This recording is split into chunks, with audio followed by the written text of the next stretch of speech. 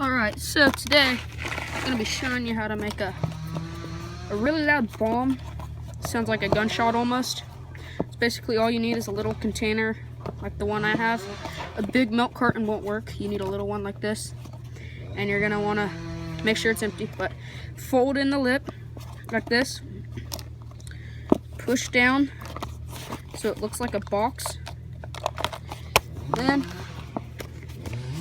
you're just going to want to set it. There's out in the camera. Okay, yeah. Set it right there. And you're just going to want to stomp it.